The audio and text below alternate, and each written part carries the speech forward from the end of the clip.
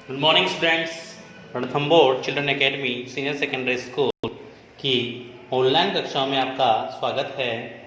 हम कक्षा 10 विषय सामाजिक विज्ञान इसका अध्याय 6 केंद्र सरकार के बारे में अध्ययन कर रहे हैं। पिछली कक्षाओं में हमने विधायिका जो कि संसद मिलकर बनती है उसके बारे में पढ़ा था और संसद के प्रमुख अंगों के बारे में हम पढ़ रहे थे जो कि लोकसभा, राज्यसभा और राष्ट्रपति से मिलकर बनती है, यानी इसके 3 अंग होते हैं। पिछली कक्षा में हमने लोकसभा के बारे में विस्तार से अध्ययन किया था। आज हम संसद के दूसरे सदन, संसद के दूसरे सदन, द्वितीय सदन इसे बोलते हैं, संसद का द्वितीय सदन इसे बोलते हैं। आज हम पढ़ेंगे राज्यसभा के बारे में। इसके बारे में पढ़ेंगे हम राज्यसभा के बारे में। याद रखें, राज्यसभा को स्थायी सदन भी कहते हैं। क्या कहते हैं? स्थायी सदन भी कहते हैं। ये उच्च सदन भी कहलाता है। क्या कहलाता है? उच्च सदन भी ये कहलाता है। निम्न सदन लोकसभा होती है, उच्च सदन राज्यसभा। ये स्थायी है, वो लोकसभा अस्थायी सदन, इसे सदस्य द्वितीय सदन भी हम कहते हैं। तो इस प्रकार से हम राज्यसभा के अन्य नाम से हम पुकार सकते हैं। तो आज हम पढ़ेंगे राज्यसभा के बारे में। राज्यसभा देखिए, सबसे पहले हम देखते हैं इनके सदस्य संख्या और निर्वाचन पद्धति के बारे में कि इसमें कितने सदस्य होते हैं, कुल कितने सदस्य इसमें होते हैं और इनका निर्वाचन कैसे होता है। निर्वाचन कैसे होता है तो देखिए, जो सदस्य संख्या है और तो संविधान के अनुच्छेद 80 के अनुसार राज्यसभा के सदस्यों की अधिकतम संख्या 250, कितनी हो सकती है? अधिकतम 250 निर्धारित की गई है। यानी संविधान के अनुच्छेद 80 के अनुसार जो अधिकतम संख्या है राज्यसभा के सदस्यों की, वो अधिकतम 250 निर्धारित की गई है। लेकिन वर्तमान में 245 ही सदस्य कितने हैं? वर्तमान में केवल 245 ही सदस्य टोटल हैं। तो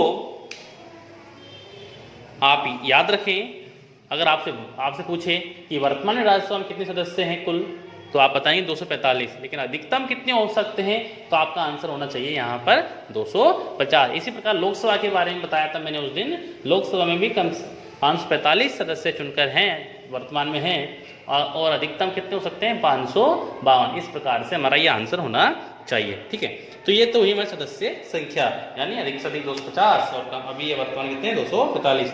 देखिए, एक नियम है, क्या किया गया है इसमें? इनमें से 12 सदस्य राष्ट्रपति द्वारा मनोनीत किए जाते हैं।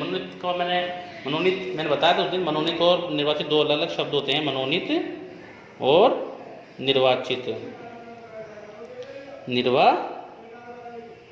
दो अलग अलग शब्द हैं, मैंने बताया था। मनोनीत जिसको इच्छानुसार चुना जाए, है ना, जिसको इच्छानुसार चुना जाए वो मनोनीत होता है। मैंने बताया था एक उदाहरण देकर कि कक्षा में अगर मैं किसी को भी अगर मॉनिटर बना देता हूं तो वो मेरे द्वारा मनोनीत मॉनिटर होगा।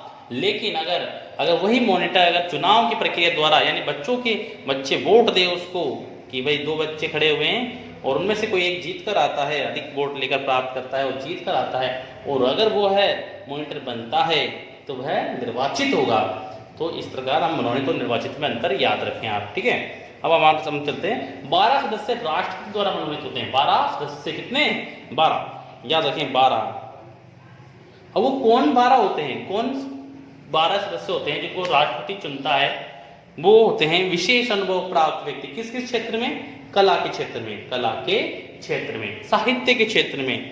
कला, याद रखें, कला, साहित्य, विज्ञान, समाज सेवा या खेल के क्षेत्र में, यानी जो इन क्षेत्रों में विशेष रुचि रखता है वो विशेष अनुभव प्राप्त व्यक्ति है, उनको राष्ट्रपति राज्यसभा के सदस्यों के लिए चुनता है, यानी मनोनीत करता है। इस प्रकार आप याद रखें, तो राज्यों और संघ राज्य क्षेत्रों और दिल्ली तथा पुडुचेरी से 233 सदस्य चुनकर आपके कितने आते हैं? 233। आगे बताया, याद रखें 233, याद रखें 233 प्लस 12 बराबर 245। वर्तमान की संख्या बता रहा हूँ मैं आपको, वर्तमान की संख्या बता रहा हूँ। 233 राज्यों और संघ राज्य क्षेत्रों और पुदुचेरी और दिल्ली के इन शासित क्षेत्रों से चुनकर आते हैं और 12 राष्ट्रपति मनोनीत 12 राष्ट्रपति ने मनोनीत किए। इस प्रकार वर्तमान में 245 राज्यसभा के सदस्य हैं, याद रखें। और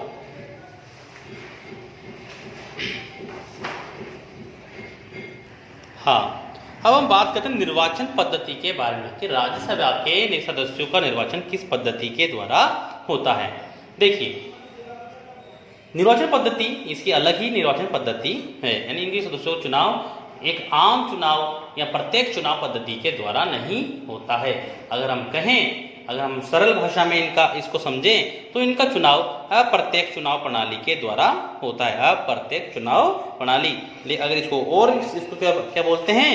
इसको बोलते हैं आनुपातिक प्रतिनिधित्व की एकल संक्रमणीय पद्धति। क्या बोलते हैं इसको? आनुपातिक चुनाव प्रणाली की एकल संक्रमणीय पद्धति। इसे हम हमारी भाषा में, सरल भाषा में अप्रत्यक्ष चुनाव प्रणाली भी इसे हम कह सकते हैं। तो इनका चुनाव आम चुनाव नहीं होता है। देखिए, अभी को मैं समझा देता हूं आपको कि कैसे होता है यह। देखिए, और इसमें कौन भाग लेते हैं, याद रखें, राज्यसभा के सदस्यों के चुनाव में हम भाग नहीं लेते हैं, यानी प्रत्यक्ष रूप से जनता हिस्सा नहीं लेती है। प्रत्येक रूप से जनता हिस्सा नहीं लेती है। कौन लेते हैं इसमें भाग? आप याद रखें, हमारे द्वारा चुने हुए प्रतिनिधि, हमारे द्वारा चुने हुए प्रतिनिधि। लेकिन केवल संघ, कौन से? राज्य विधानसभाओं के और संघ राज्य विधानसभाओं के सदस्य ही इनके चुनाव में भाग लेते हैं, क्योंकि राज्यों का नेतृत्व करती है, राज्यों का नेतृत्व करती है। इस कारण से इसमें राज्य विधानसभाओं के सदस्य भाग लेते हैं। कौन लेते हैं इसमें? राज्य व संघीय क्षेत्रों की विधानसभाओं के सदस्य इस चुनाव में भाग लेते हैं। तो अगर हम कहें तो इस चुनाव प्रणाली को बोलते हैं आनुपातिक चुनाव प्रणाली की एकल संक्रमणीय पद्धति। एकल संक्रमणीय पद्धति यानी हमारे द्वारा चुने हुए प्रतिनिधि राज्यसभा के सदस्यों को चुनते हैं और वह हमारा प्रतिनिधित्व करते हैं। तो याद रखें, ये प्रश्न कई बार पूछ लिया जाता है, इसलिए इसको विशेष रूप से आप ये दोहरा लें एक बार और। आनुपातिक प्रतिनिधित्व की एकल संक्रमणीय पद्धति, ये वाला याद रखना है। अप्रत्यक्ष चुनाव प्रणाली हम इसे सरल भाषा में कहते हैं, लेकिन आपका आंसर अगर पूछे तो ये होना चाहिए आनुपातिक प्रतिनिधित्व की एकल संक्रमणीय पद्धति के द्वारा राज्यसभा के सदस्यों का चुनाव होता है, याद रखिए। और इनके चुनाव में कौन कौन भाग लेते हैं, इसी थोड़ा सा ये भी अलग है, क्योंकि इसमें राज्य व संघीय क्षेत्रों की विधानसभाओं के सदस्य इसमें हिस्सा लेते हैं। हम सीधे रूप से जनता इनको वोट नहीं करती है, लेकिन जनता के द्वारा राज्य विधानसभा जो सदस्य चुनकर आते हैं या संघ विधानसभा सदस्य चुनकर आते हैं, वही राज्यसभा सदस्यों के चुनाव में हिस्सा लेते हैं। तो याद रखें इस चीज को। अब हम आगे बढ़ते हैं इन और सदस्य संख्याओं के बारे में गौर करते हैं। हाँ, अब हम चलते हैं राज्यसभा के सदस्यों की योग्यताओं के बारे में। योग्यताएं यानी कौन व्यक्ति राज्यसभा का सदस्य बन सकता है, उसमें क्या योग्यताएं होना जरूरी है। देखिए, सबसे पहले अगर हम भारत में कोई से भी चुनाव लड़ें तो यह आवश्यक है कि हम भारत के नागरिक हों। ये सभी चुनावों में आवश्यक है, याद रखें। यह है सभी चुनावों के लिए आवश्यक है, चाहे आप कोई से भी चुनाव आप ले लें, चाहे छोटे छोटे हमारे स्थानीय स्तर के चुनाव हो या बड़े से बड़े हमारे कोई से भी चुनाव हो, चाहे लोकसभा के हो, चाहे राज्यसभा के हो, चाहे आप राष्ट्रपति बन रहे हो, चाहे आप उपराष्ट्रपति बन रहे हो, ठीक है, याद रखें। लेकिन जो उम्र का जो दायरा है, उम्र या आयु जो है वो अलग अलग है, हर चुनाव में अलग अलग है। क्या अगर वार्ड पार्षद बनना है, अगर आपको सरपंच चुनाव लड़ना है तो आपकी 21 वर्ष आयु निर्धारित की गई है, लेकिन अगर आपको विधायक बनना है तो 25 वर्ष निर्धारित की गई है ना। और अगर आपको लोकसभा सदस्य बनना है तो आपको 25 वर्ष आयु होना आवश्यक है। इसके अलावा अगर आपको राज्यसभा सदस्य चुनाव में भाग लेना है तो आपको 30 वर्ष आयु होना आवश्यक है। कितनी उम्र चाहिए इसके लिए? 30 वर्ष, याद रखें। और बाकी जो योग्यता है, बाकी अन्य जो योग्यताएं होती हैं, जैसे लोकसभा सदस्य जो योग्यता होती है वो सामान्य है उसकी, जैसे ये, जैसे वह सरकार किसी लाभ के पद पर ना हो, यानी कोई सरकारी कार्य में नहीं होना चाहिए, यानी कोई सरकारी नौकरी ना होनी चाहिए उसकी, इस प्रकार से, ठीक है। चौथा है वह न्यायालय द्वारा पागल घोषित न किया गया हो, यानी अगर उसे हमारे न्यायालय द्वारा पागल घोषित ना किया गया और वो दिवालिया ना हो। तो यह योग्यताएं होना अति आवश्यक है। ये योग्यताओं जो पूरा करेगा वह राज्यसभा के चुनाव में हिस्सा ले सकता है। कार्यकाल कितना होता है, याद रखें कार्यकाल सबसे महत्वपूर्ण चीज है, 6 वर्ष। याद रखें कार्यकाल कितना है इसका, 6 वर्ष। एक ही ऐसी लोकल बॉडी, ऐसी गवर्नमेंट बॉडी है जिसका चुनाव 6 वर्ष में होता है, यानी 6 वर्ष से कार्यकाल चलता है जिसका चुनाव, ठीक है, जिन सदस्यों चुनाव 6 वर्ष के लिए होता है, जिन सदस्यों चुनाव 6 वर्ष के लिए होता है, अन्य कोई सी भी सदस्यों चुनाव 6 वर्ष के लिए नहीं होता है भारत में, याद रखें। तो यह एक स्थायी सदन है, याद रखें, मैंने स्टार्टिंग में बताया था मैंने आपको कि यह स्थायी सदन है और इसे भंग नहीं किया जा सकता, यह भंग नहीं होती है, इसे भंग नहीं किया जा सकता और इसके सदस्यों का कार्यकाल 6 वर्ष का होता है, यानी एक बार चुन लेने के बाद 6 वर्ष तक सदस्य इसके सदस्य रहते हैं, इसके राज्यसभा के सदस्य रहते हैं। लेकिन एक बात याद रखें, इन्हीं सदस्यों का चुनाव 6 वर्ष के लिए होता है, कार्यकाल 6 वर्ष होता है, याद रखें। लेकिन इनका चुनाव, जैसे इन सदस्यों चुनाव जैसे हमने माना था 233 सदस्यों का चुनाव हुआ है, ठीक है, तो इन पूरों का ही चुनाव एक साथ नहीं होता है, कितने का, एक साथ सभी का चुनाव एक साथ नहीं होता है, केवल कुल में से 1/3 सदस्यों को चुनाव प्रति 2 वर्ष के अंतराल पर होता है, 1/3। अगर हम कहें कि 233 का 1/3 तो निकलेगा, अगर हम निकाल लें तो उसके सदस्यों को चुनाव कितनी हर 2 वर्ष के अंतराल पर होता है, यानी वह 7 सदस्य जिनके कार्यकाल 6 वर्ष हो जाता है उनका चुनाव फिर हर 2 वर्ष बाद होता रहता है, याद रखें।